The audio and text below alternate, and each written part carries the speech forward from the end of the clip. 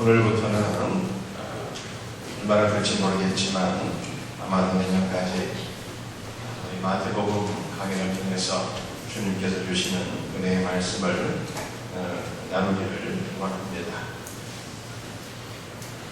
우리 마태복음의 서론적인 것을 우리 잠시 살펴볼 수 있도록 하겠습니다. 이 마태복음의 저자는요, 사도 마태입니다. 마태의 뜻은 여호와의 선물이다 라고 하는 뜻을 갖고 있습니다. 마태의 직업이 무엇입니까? 그는 대다수의 예수님의 지례들과는 달리 그의 직업이 어부가 아닌 세리였습니다. 이 마태복음의 저작 연도는 교부들은 주후 60년대 초반이라 이렇게 생각했지만 현대 대부분의 신학자들은 주후 70년에서 100년간 사이에 마태복음이 기록된 것으로 그렇게 생각하고 있습니다. 이 마태복음의 서두를 우리 다른 사복음서와 더불어서 잠깐 비교해 보겠습니다. 마가복음 1장 1절은 하나님의 아들 예수 그리스도의 복음의 시작이다 이렇게 말씀하고 있습니다. 예수님을 하나님의 아들이다 이렇게 명시하고 있는 것입니다. 누가복음은 어떻습니까? 누가가 모든 일을 근원부터 살펴본 나눔하면서 결국 예수 그리스도에서 살폈는데 결론은 무엇입니까? 누가복음 3장 38절에서 그는 아담의 아들이요 하나님의 아들이다 이렇게 선언하고 있습니다. 요한복음은 어떻습니까? 태초에 말씀이 계십니다. 이 말씀이 하나님과 함께 계셨으니 이 말씀은 곧 하나님이시니라 말씀하고 있습니다. 우리 예수님께서 어떤 분이시라고요?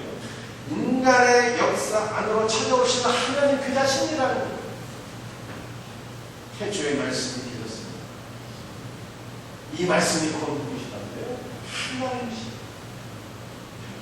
인간의 역사 안으로 찾아오시는 하나님 그분이고 예수 그리스도라고 하는 것을 말씀하고 있는 것입니다.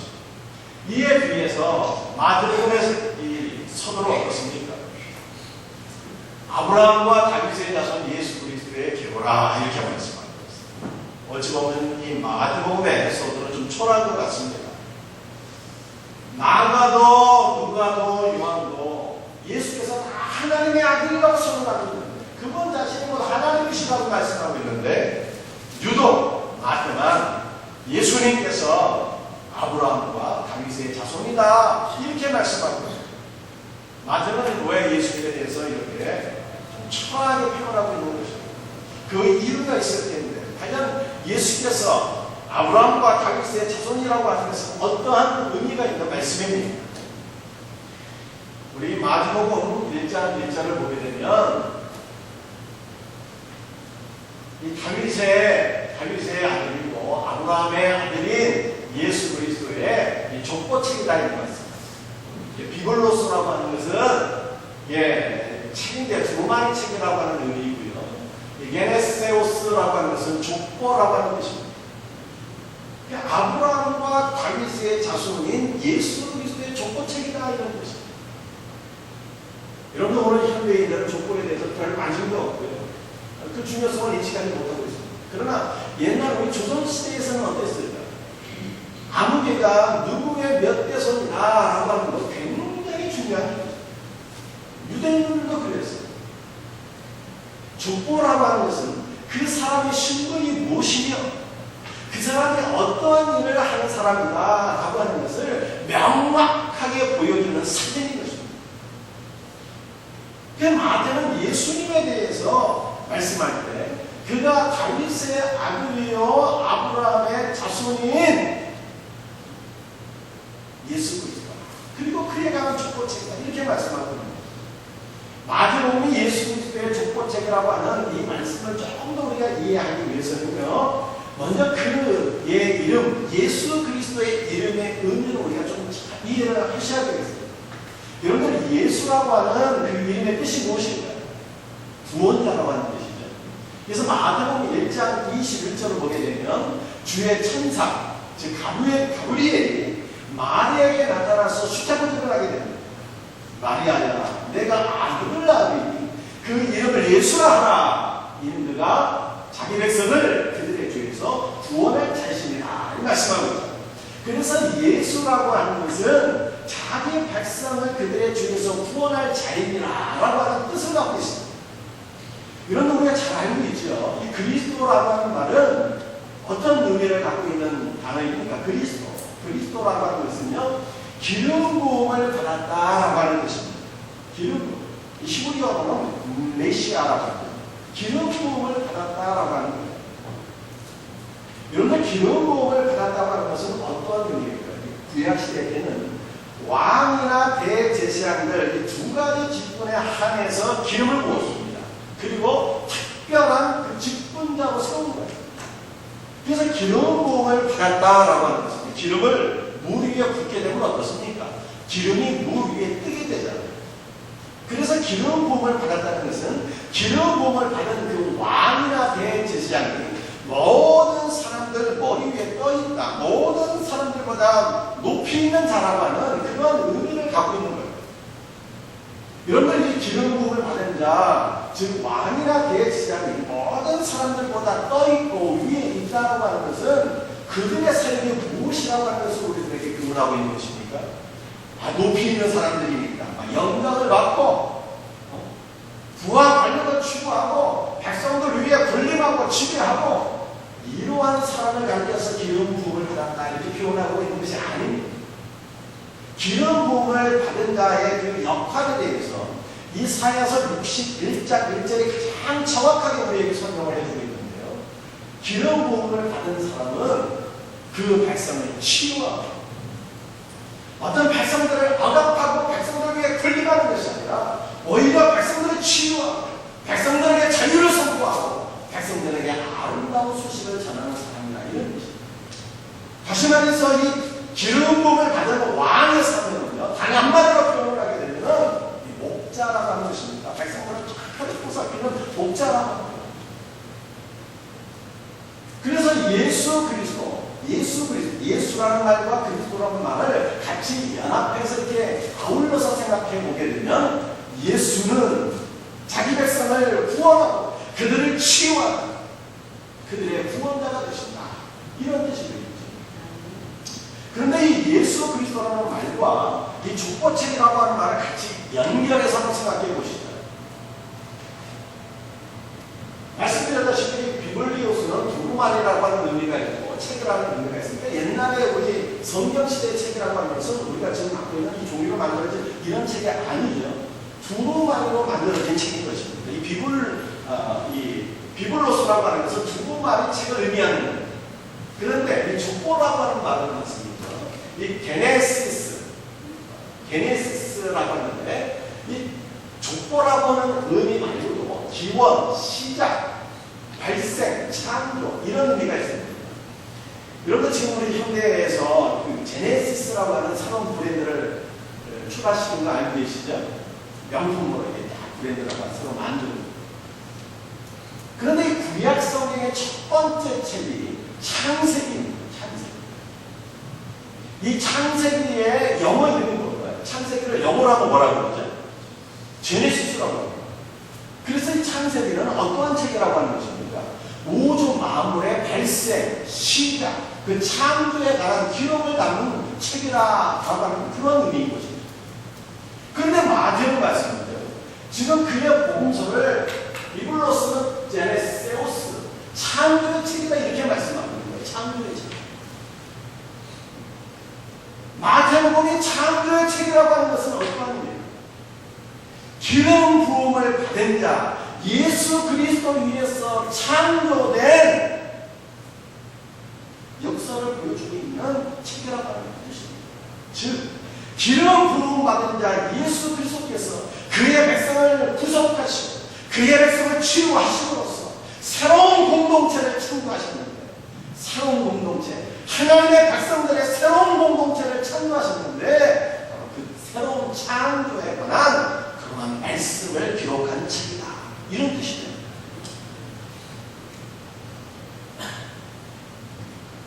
우리 예수님께서는 당신의 백성들을 구속하시고 치유하심으로써 새로운 창조의 역사를 이루셨어요. 새로운 공동체를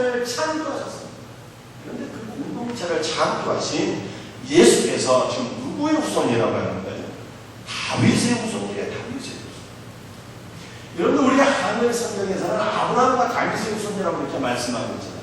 아마도 연대순을 따라서 그렇게 번역을 했던 것 같아요.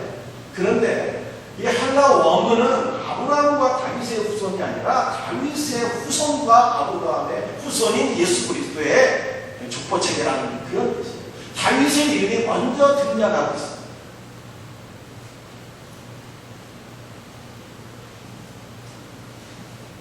우리 마태복음 1장 17절 말씀을 우리 한번 같이 읽어보겠습니다. 시작. 그런 모든 대수가 아브라함부터 다윗까지 14대요. 다윗부터 바벨론까지 사로잡혀 갈 때까지 14대요. 바벨론으로 사로잡혀 간 후부터 그리스도까지 14대더라. 이렇게 말씀하고 있습니다. 다시 한번 보세요. 마태는 예수님의 족보를 얘기하면서 아브라함부터 다윗까지 14대고, 다윗부터 바벨론으로 사로잡혀 갈 때까지 14대고, 바벨론으로 사로잡혀 간 후부터 그리스도까지 14대다. 14대라고 말씀하고 있어요. 그런데 진정의 14대가 여러분들이 혹시 이 마태복음 1장의 족보를 정말 14대인 그 숫자를 한번 헤어보신 분이 혹시 안 계십니까? 진짜는 사실은 어떤 방법이요? 14대가 아니라 아브라함부터 다윗까지가 13대입니다. 다윗부터 바벨론으로 사로잡혀 가기 전까지가 20대입니다. 그래서 6명이 누락되어 있어요. 구약성경을 같이 대비해서 읽어보게 되면 아하시아와 요아스와 아마샤와 여호아하스와 시드기야 6명의 왕의 이름이 누락되어 있는 것을 우리는 확인할 수가 있습니다. 그리고 바벨론 포로 후부터 그리스도까지가 14대가 아니라 13대. 그래서 제가 학생부 전도사 시절에 성경을 많이 읽는 여학생이 한 명 있었는데 그 여학생이 마태복음을 열심히 읽고 와서 저에게 질문을 하네요. 전도사님, 성경책에 오리가 없다고 말씀하셨는데, 오리가 없는 하나님의 말씀이라고 말씀하셨는데 왜 오리가 있는 것 같아요? 제가 몇 번이고 찾아봤거든요. 몇 번이고 한번 헤아려봤거든요. 14대가 아니라 13대더라고요. 이게 도대체 무슨 일입니까? 성경이 정말 잘못된 것입니다. 왜 이렇게 질문합니까? 여러분들 가운데 정말 이 성경을 읽으면서 혹시 이런 의문을 갖고 계신 분이 있지는 않으셨습니까? 왜 13대인데 14대라고 했을까? 왜 20대인데 14대라고 했을까? 왜 13대인데 14대라고 했을까? 라고 하는 것입니다. 그 이유가 무엇입니까? 분명한 목적이 있었을 거예요. 여러분들 이 마태복음 말씀일 때 옛날 유치원을 잘 못 나왔어요. 1, 2, 3, 4, 5, 6, 7, 8, 90을 잘 헤아려야 되는데 유치원을 잘 못 나가고 숫자에 약한 거예요. 그래서 13개 하나 놓치고 14대로 이렇게 표현한 것입니다. 제가 소리에서 말씀드렸지만 마태의 직업은 세리였습니다. 이 돈을 계수하고 출납하는 그런 직업이었어요. 누구보다도 숫자에 민감한 사람이 바로 마태였다라고 하는 것입니다. 그러니까 이 마태가 숫자 잘못 계산할 가능성이 있어요? 없어요? 전혀 없다는 것입니다. 그렇다면 왜 마태는 13대를 14대로 했을까요? 그 이유가 무엇일까요? 의도적인 목적을 갖고 수정한 것입니다. 의도적인 목적을 갖고 이스라엘의 역사를 수정했다라고 하는 것입니다. 도대체 무슨 목적을 갖고 수정을 한 것입니까? 여러분 1세기 사람들은요, 게마트리아라고 하는 것을 많이 활용하고 있습니다. 이 게마트리아라고 하는 것은 어떠한 것인가 하면 여러분들이 그 시골이 그 자음이 22개거든요. 그런 자음에다가 숫자를 적용해서 특별한 의미를 부여하는 것이 게마트리아라고 하는 것입니다. 제가 한번 예를 우리 보시겠어요. 이 다윗의 이름을 다비드라고 해요. 다비드. 이 사랑이라고 하는 것입니다. 사랑하다 이런 것입니다. 그러니까 하나님께서 사랑하시는 아들이라는 것입니다. 너무 이름이 좋죠? 다비드. 그런데 이 다비드의 자음을 보게 되면요, 이 자음이 세 가지인데 달렛이 첫 번째 자음이고 두 번째 자음은 바브고 세 번째 자음은 달렛이에요. 달렛, 바브, 달렛 이렇게 이루어져 있습니다. 그런데 이 달렛에 부여된 이 숫자는 말씀이죠. 4입니다. 바브라고 하는 자음에 부여된 이 숫자는 6이에요. 또 달렛은 4겠죠. 그러니까 4는 6 더하기 4하면 몇이 되는 거예요? 14가 되는 14. 다윗의 이름에 부여된 숫자는 14가 되는 거예요. 그래서 이 마태가 말씀입니다. 아브라함부터 다윗까지 14요.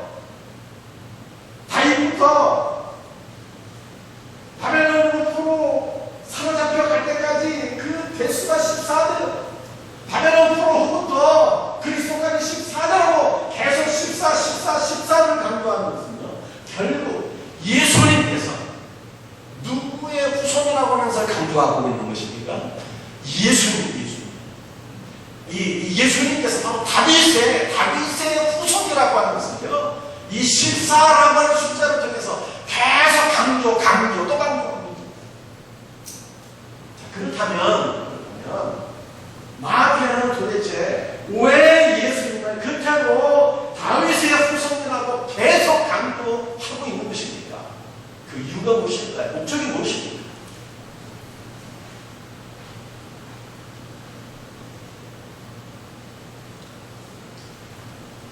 여러분들 열방의 왕들은 어떠한 삶을 살았습니까? 열방, 구약 시대 또 이 성경 시대의 열방의 왕들은 군사력을 확장해서 제국을 넓히고 백성들 위해 군림하는 것을 사실 사명으로 알았어요. 높임받고 영광받고 군림하는 것이 왕들의 모습이었다는 것입니다. 그러나 이스라엘의 왕들은요 전혀 다른 삶을 살아야만 했어요. 기름 부음 받은 자의 사명이 이사야 61장 1절에 어떤 것이라고 제가 말씀드렸죠. 백성들을 치유하고 잘 보살피고 하나님의 말씀을 전하는 것이 왕의 사명입니다. 이 왕의 사명을 한마디로 표현하면 뭐라고요? 목자의 사명입니다. 이와 같은 차원에서 이스라엘에서 이 목자의 삶을 가장 잘 감당한 왕은 바로 다윗이었습니다. 군림하는 지도자가 아니라 백성들을 보살피는 목자로서의 왕의 사명을 누구보다도 잘 감당한 그 성군이 바로 다윗이었다. 그런데 다윗이 한때 이 목자의 마음을 잃어버린 적이 있었습니다. 언제 잃어버렸죠? 우리 이번 주 시간집에 나오신 분은 아실 것 같은데 언제 그 마음을 잃어버렸어요?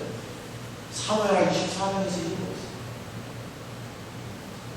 다윗이 군대 장관 요압에게 한 가지 명령을 내렸습니다. 너는 지금 이스라엘의 숫자를 계수한다. 숫자를 계수하니까 얼마나 되었습니까? 이스라엘에서 80만이요. 유다에서 50만이요. 그 다윗이 왜 요압에게 이스라엘의 숫자를 계수하라고 말하는 거예요? 그가 열국의 왕들처럼 군사력을 넣고 확장해서 자기의 권력을 강화하고 백성들을 위해 군림하기를 원하는 마음이 있었기 때문에 숫자를 계수하라고 얘기하는 것입니다. 목자의 마음을 잃어버려요. 그러니까 하나님께서 다윗을 책망하셨습니다. 다윗도 비로소 그때 자기가 잘못한 것을 깨달아가면서 하나님한테 회개해요. 하나님께서 비록 다윗의 죄를 용서하셨지만 다윗에게 벌을 내리셨어요. 세 가지 가운데 하나 고르라고 말씀하셨죠. 이 세 가지가 무엇이었습니까? 7년 기근, 두 번째는 석 달 동안 대장에게 쫓기는 것, 마지막 세 번째는 3일간 전염병이 있는 거였습니다. 다윗이 무엇을 선택했습니까? 아무리 생각해도 제일 마지막이 제일 쉬운 것 같아요. 3일간 전염병이 있게 된 것을 선택하게 됩니다. 그런데 하나님의 징계는 너무나도 무서웠어요. 이스라엘의 단부터 최남단 9일 새벽까지 하나님께서 징계하시는 그 심판 가운데 7만대가 되는 사람들이 죽게 됩니다. 그때 하나님께서 그 심판 가운데 죽어가는 이스라엘 백성들을 바라보시면서 불쌍히 여기셨어요. 긍휼히 여기셨어요.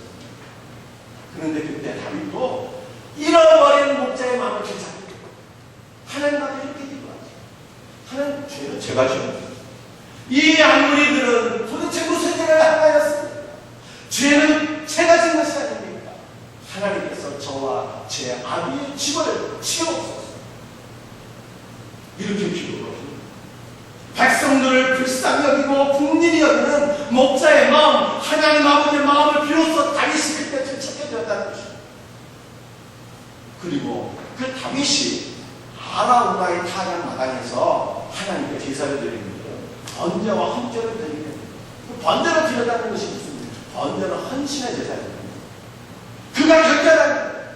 하나님, 내가 다시는 목자의 마음을 잃어버리지 않겠습니다. 다시는 분리받는 지도자가 되지 않겠습니다. 결단하면서 헌신의 제사를 드립니다. 하나님께서 그 헌신의 제사를 받으시면서 이스라엘에 내리신 죄악을 거두어가시더라. 성경에 말씀합니다. 사랑하는 성도들, 오늘 우리는 이 말씀을 통해서 오늘날 목자는 어떠한 삶을 추구해야 될까라고 하는 것을 깨달으십니다. 우리 하나님께서 오늘날 교회 안에 몇몇 목자들을 세워주셨잖아요. 담임 목사와 교육자, 우리 장로님과 중직들, 셀리더 교사들 다 하나님께서 세우신 지도자, 목자인 것입니다. 여러분들, 목자의 사명이 무엇입니까? 부와 권력을 추구하는 것이 아닙니다. 백성들을 위해, 성도들을 위해 뛰어나고 군림하고 지배하고 억압하는 것이 아니고, 목자의 사명을 말씀드리죠. 백성들을 치유하고 양머리를 되찾고 양을 치료하고 그들을 회복시키는 것이 목자의 사명이라고 이렇게 말씀합니다. 우리 생명생들, 우리 모든 지도자들이 교회 위에 군림하는 지도자들이 아니라 성도들을 섬기고 치유할 수 있는, 잘 보살필 수 있는 하나님 마음에 합당한 목자들이 다 될 수 있기를 예수님의 이름으로 축원합니다.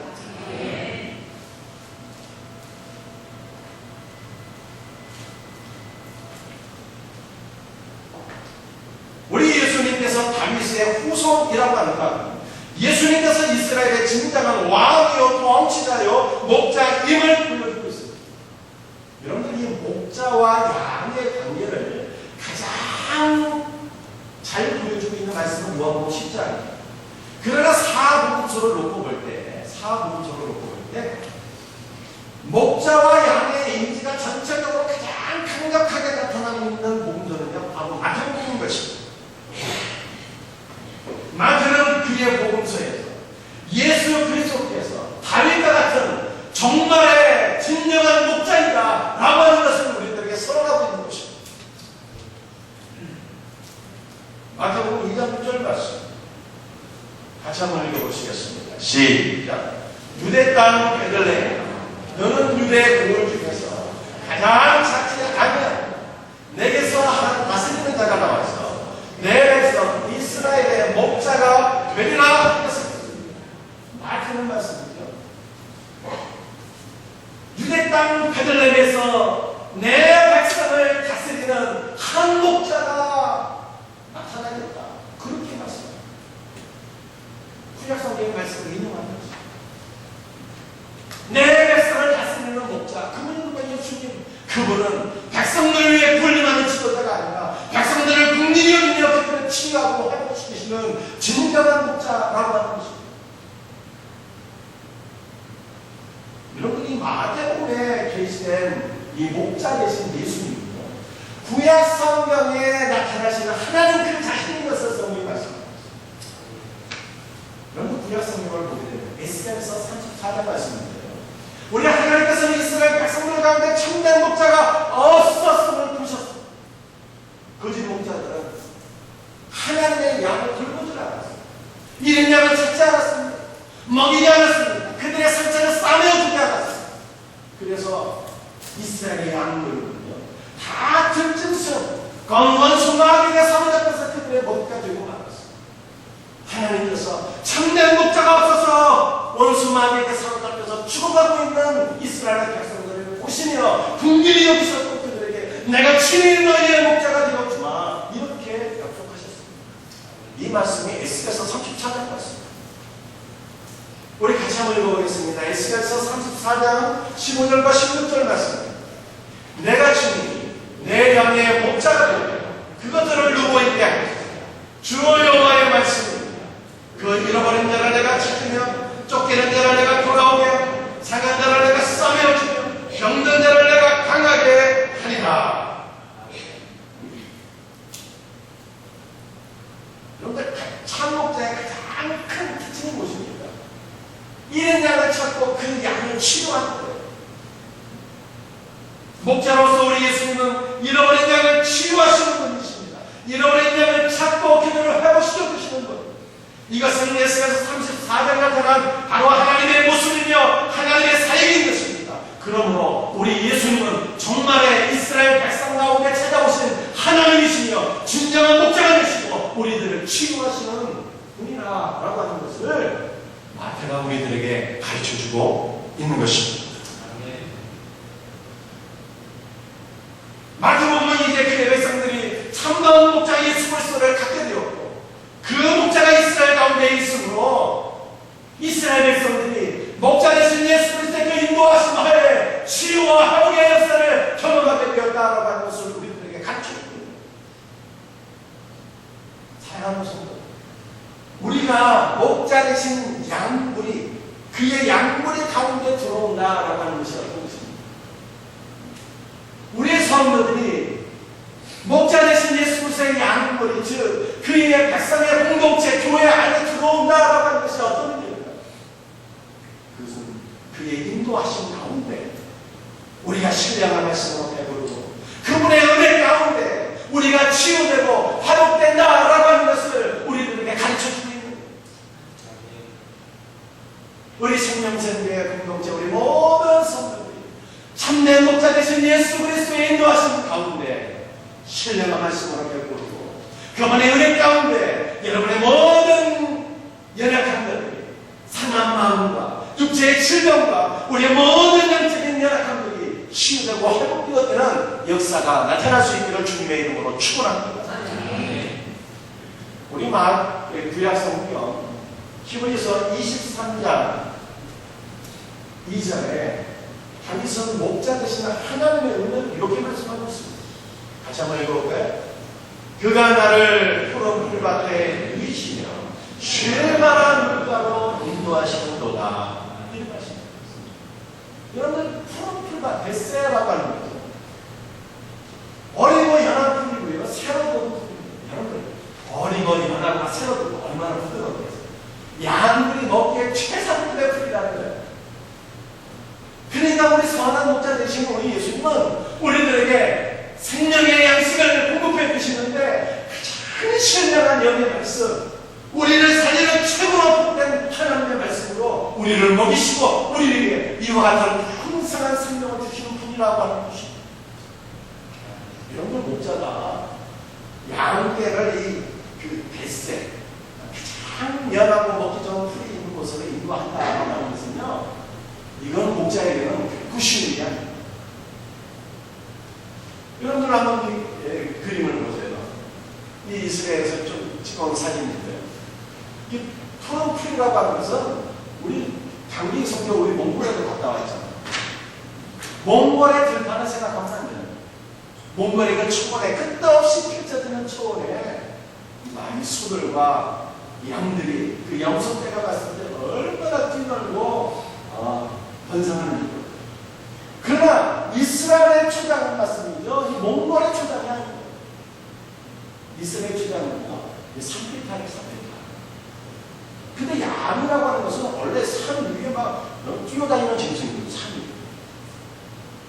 그러니까 이 산비탈에 푸른 초장이 있다고 할지라도 양들은 아무런 문제가 없어요. 그러나 목자가 양들을 산비탈에 푸른 초장으로 인도한다는 것은요, 자기가 큰 병을 감수해야지 가능합니다. 옛날 여러분 성경시대에 목자들이 무슨 좋은 신발이 있었겠어요? 샌들 같은 거, 미끄러지기 쉬운 그러한 신발을 신고 산비탈로 양들을 인도하는데 까딱 잘못하면 미끄러져서 그냥 추락사할 수 있습니다. 그럼에도 불구하고 목자가 양들을 잘 먹이기 위해서 이렇게 푸른 풀밭으로 인도하고 그들을 있게 하겠다 이렇게 말씀합니다. 뿐만 아니라 목자는 쉴만한 물가로 양들을 인도합니다. 그래서 쉴만한 물가에서 양들이 흡족할 만한 그러한 물을 마시고 그들이 회복될 수 있도록 하겠다는 것입니다. 그런데 이 성경시대에 이 쉴만한 물가는요, 양들이 와서 물을 마시는 곳이기 때문에 그곳에서는 양들을 노리는 추악한 짐승들이 있었어요.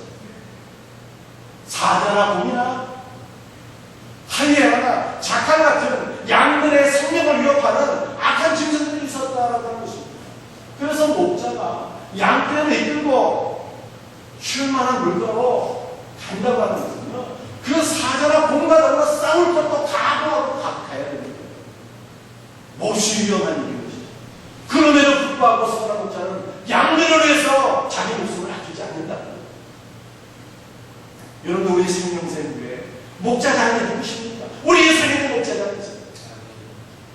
그분이 우리 사랑하는 성도들에게 우리의 영혼을 살리시는 생명의 말씀으로 우리를 먹이시고, 그분이 우리를 쉴만한 물가로 인도하셔서 우리의 영혼을 화목시켜주시고 우리의 여러 감정을 싸매어주시고 우리를 온전케 하실 것을 믿으시기 바랍니다. 주님의 몸된 그 안에서 우리 모든 성도들이 막 회복된 것을 꿈꾸셔야 돼요. 여러분의 가정의 자녀들 얼마나 여러분의 속속에 우리 자녀들이 있습니까? 절망하지 마시고 우리 예수님의 그 은혜의 말씀 가운데, 우리 예수님의 사랑 가운데 자녀들이 치유되고 우리의 모든 여러 감정들이 회복될 것을 여러분 꿈꾸셔야 되는 거예요. 정말 그것이 이루어질까요? 하나님께서 그렇게 하시겠다. 하나님께서 목자 되신 하나님께서 그렇게 하시겠다.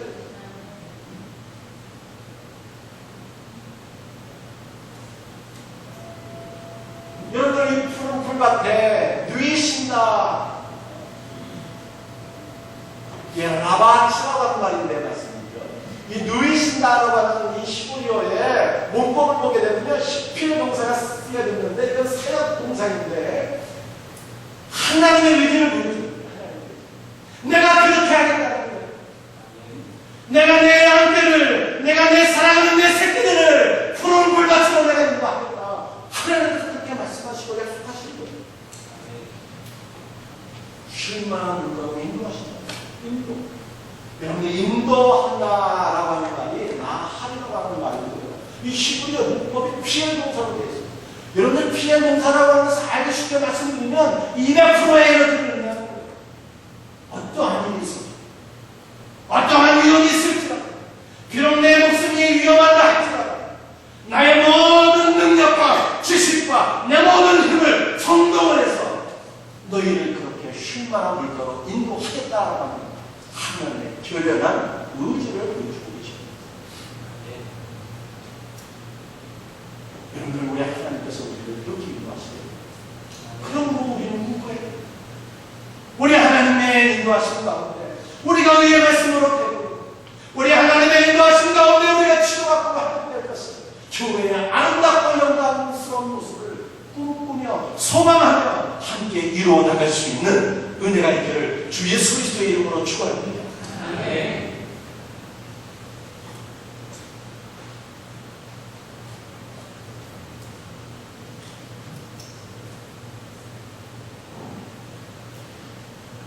여기 마태복음에는 특징이 하나 있어요. 마태복음의 특징은 무엇이냐면 사복음서에서 유일하게 교회라는 말이 기록된 것이 마태복음입니다. 놀랍죠? 다른 복음서에서는 교회란 말이 없어요. 오직 마태복음만 교회예요. 마태복음 16장 18절에 이 말씀을 우리 한번 같이 읽어볼 수 있도록 하겠습니다. 시작. 내가 이 만천들이 내 교회를 세우니 음부의 권세가 이기지 못하리라. 내가 이 반석 위에 내 교회를 세우니 음부의 권세가 이기지 못하리라. 이렇게 말씀합니다. 여러분들, 마태는 지금 목자 되시는 예수 그리스도를 말씀하면서 아울러서 진정한 하나님의 백성들, 교회는 누구를 가리키는가? 이런 질문을 하고 있습니다. 진정한 교회, 진정한 하나님의 백성들이 누구라고 지금 마태는 얘기하고 싶은 걸까요? 여러분들 교회에 등록하면 진정한 교회 성도가 된다고 지금 마태가 이렇게 얘기하고 싶은 것입니다. 여러분, 교회에 등록한 이후에 막 열심히 봉사하시게 되면 집사의 직분도 받고 장로의 직분도 받고 이렇게 되십니다. 교회 안에 직분을 맡으면 이 사람들이 진정한 예수 그리스도의 제자예요. 교회 성도라고 마태가 지금 이렇게 얘기하고 싶은 것일까요? 앞에는 진정한 하나님의 백성들이 진정한 교회 공동체의 이름이 누구냐? 이걸 얘기해요. 어떤 사람? 목자 되시는 예수 그리스도의 인도를 따라가는 사람. 그 사람이 진짜 교회라는 거예요. 목자 되신 예수 그리스도의 인도를 따라서 그가 어디로 우리를 이끄시든 그를 신뢰하며 그를 의지하며 그의 인도의 하심에 따라 순종하는 그 양분이야말로 진정한 하나님의 백성이며 하나님의 공동체, 교회의 성도라고 하는 것입니다. 여러분들, 우리가 이 말씀하고 교회의 영광을 꿈꾸며 우리 교회의 영광을 행복하게 할 수 있으면 참 좋겠어요. 여러분, 오늘날 교회는 눈에 보이는 건물 아닙니다. 여러분, 하나님께서 기뻐하시는 교회는 사이즈가 대형이 되고 초대형이 되고 그래서 큰 교회가 영광스럽고 아름다웠고 그런 교회가 아니고, 사이즈가 적다고 해서 별 볼일 없는 그런 교회가 아니고, 주님이 말씀하시는 진정 영광스러운 교회, 진정 아름다운 교회, 회복과 치유가 일어나고 성령의 역사가 일어나는 그런 본질적인 교회는 어떤 것입니까? 예수님이 목자가 되시는 교회, 목자 되신 예수 그리스도의 인도에 순종하는 성도들, 이것이 성경이 말씀하고 있는 진정한 교회가 됩니다. 여러분들, 우리 생명체교회가 이와 같은 교회가 될 수 있기를 소원합니다. 우리 예수님께서 무엇을 우리에게 말씀하시든 순종하시지 않으시겠습니까? 우리를 오늘도 살아가시는 우리 예수님, 우리의 회복을 위해서라면 당신의 생명도 아끼지 않으시는 우리 예수 그리스도를 신뢰하면서 그의 인도를 따라 나갑시다. 그러면은 그의 인도하신 가운데 여러분, 우리 생명체교회가 회복될 줄 믿습니다. 이것이 교회가 어떤 것인가를 우리에게 보여줍니다. 이것이 바로 진정한 교회의 모습이요, 영광스러운 하나님의 백성들의 공동체인 것입니다. 우리 가운데 이와 같은 은혜가 회복되어지기를 주님의 이름으로 축원합니다.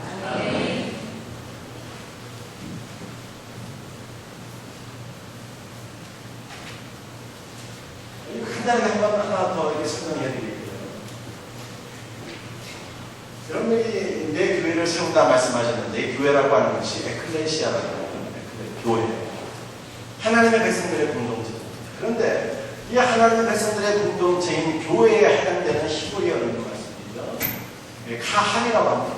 이스라엘 백성, 이스라엘의 처음이에요. 유대인으로 구성된 건 아니겠어요. 자, 그렇다면 오늘날 진정한 교회는 무엇이냐? 육신적인 유대인들이 교회가 아니라 영적인 이스라엘, 예수 그리스도의 인도에 따르는 그의 명령에 순종하는 새로운 하나님의 백성들, 예수 그리스도의 제자, 그들이 진정한 교회다라고 하는 것을 강조하고 싶은 거예요.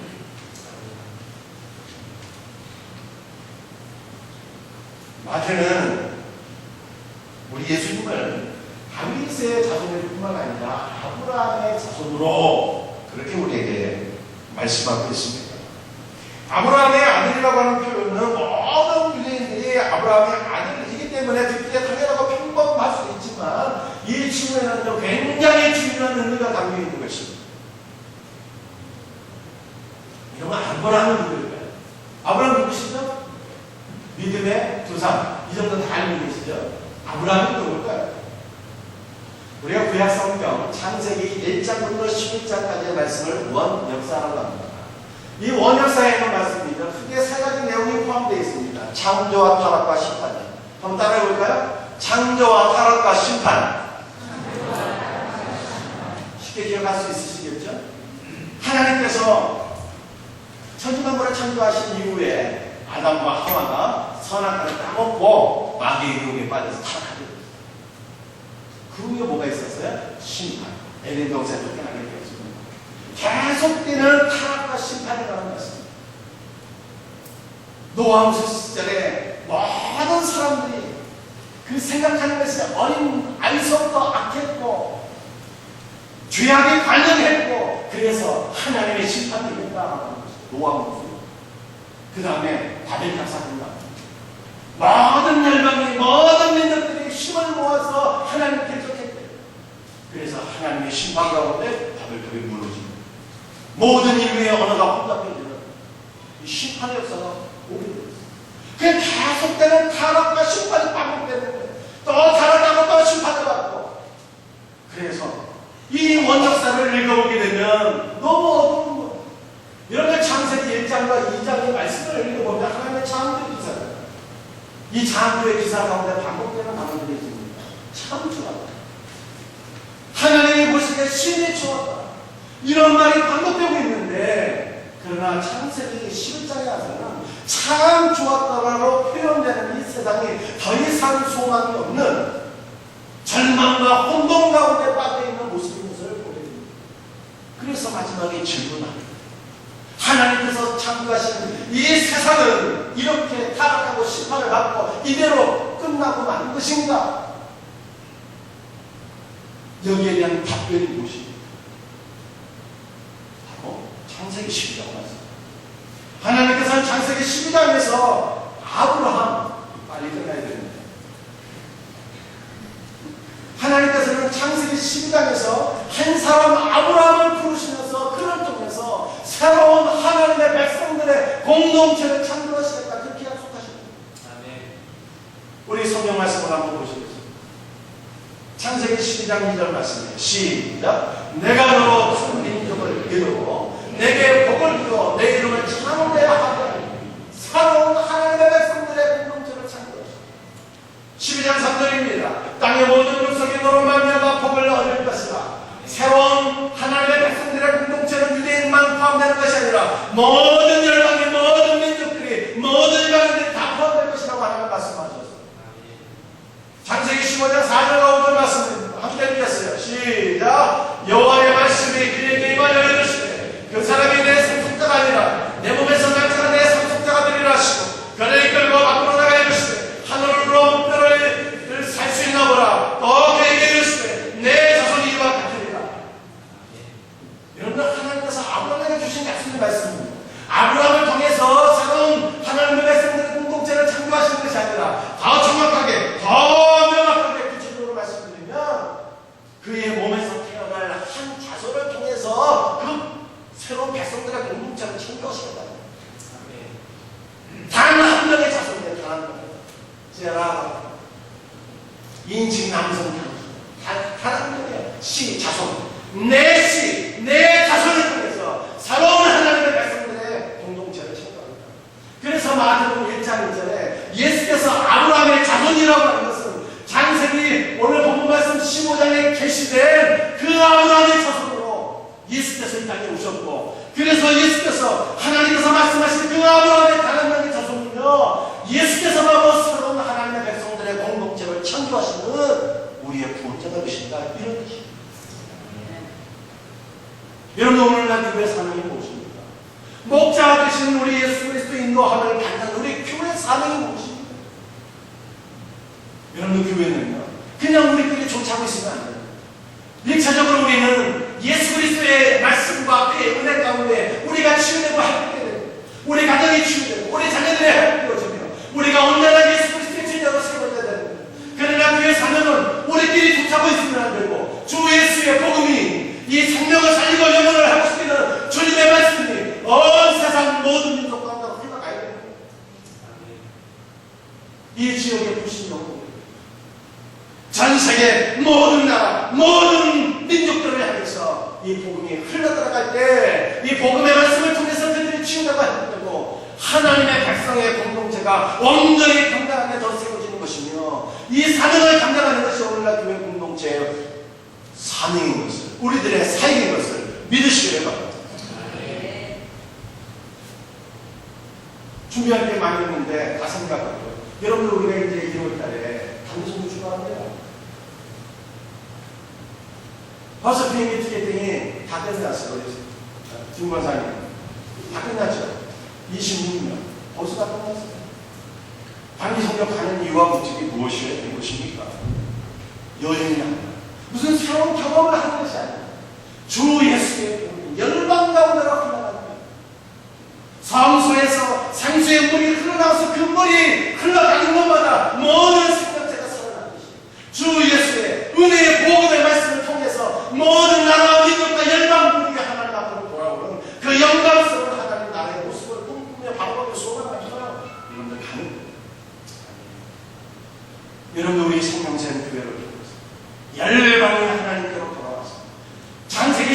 통해서 말씀하신 우리 하나님 아버지의 그 소원이 이루어지고 마태복음 28장에서 우리 주님께서 말씀하신 모든 족속을 제대로 삼아 아버지와 아들과 성령의 이름으로 세를 두고 내가 너에게 분부하고 그것을 가르쳐 주기라고 하는 그 예수 그리스도의 위대한 명령이 오늘 우리 생명샘교를 통해서 이루어지고 많은 역사들이 일어나기를 주님의 이름으로 축원합니다. 기도하시겠습니다.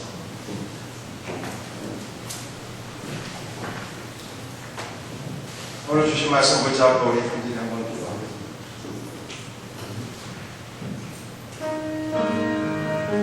사랑하는 성도들,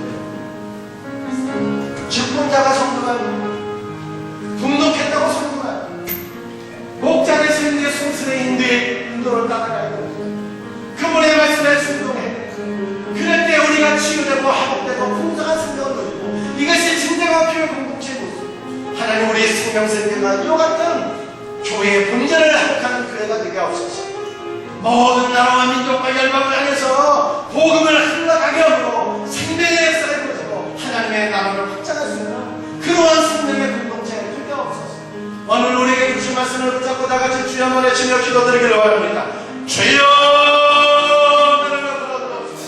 주여 역사하여 돕기를 간절히서 우리 하나님 아버지 함께하여 돕기를 간절히서 우리 하나님 아버지 주의 영광스러운 모습이 우리 안에 회복되어지기를 원합니다. 아버지 목표 되신 우리 주님을 따라가기를 원합니다. 그 인도에 순종하기를 원합니다. 아버지 그 인도를 따라서 우리가 주의 나라가 되기를 아버지를 소망합니다. 아버지 우리의 아버지를 가정과 우리 하나님의 주의 나라가 되기를 꿈꾸며 소망합니다. 우리 하나님의 은혜를 부어주옵소서. 우리 아버지 사는 목표 되신 우리 예수의 은혜를 부어주옵소서. 아버지를 감사해서 아버지 주의 은혜에 흘러가기를 소원합니다. 강단하고 인도까지 왕들에게 복되어지기를 원합니다. 우리 하나님 앞에 영광 드리기를 원합니다. 주여 은혜를 베풀어 주옵소서. 감사하옵소서. 예수님의 이름 받들어 간절히 기도와 소원합니다. 아멘. 아멘. 하나님 아버지 감사합니다. 우리 사랑하는 생명샘교가 진정한 주님이 원하시는 교회가 되길 소원합니다. 목자 되신 예수님의 인도에 따르고 그를 의지하고 신뢰하고 순종할 수 있는 교회가 되게 하옵소서. 그러므로 주님이 인도하시는 가운데 우리 모든 성도들이 가정이 자녀들이 치유되고 회복되고 완전한 예수님의 제자로 세우게 하여 주옵소서. 아버지 우리 생명샘교를 통해서 열방 가운데로 성령의 말씀이 흘러들어가기를 원합니다. 열방이 회복되어 하나님 앞으로 돌아오기를 원합니다. 이 일을 위하여 쓰임받는 공동체 되게 하여 주옵소서. 오늘 아버지 승찬 예식을 발행하오니 우리 주님 영광 받아 주옵소서. 하늘으로 인도하여 주옵소서. 모든 것 감사하며 예수님의 이름으로 기도드립니다. 아멘. 우리 다같이 찬송가 151장 찬송 부르시며 우리 성찬 예식 거행하시겠습니다.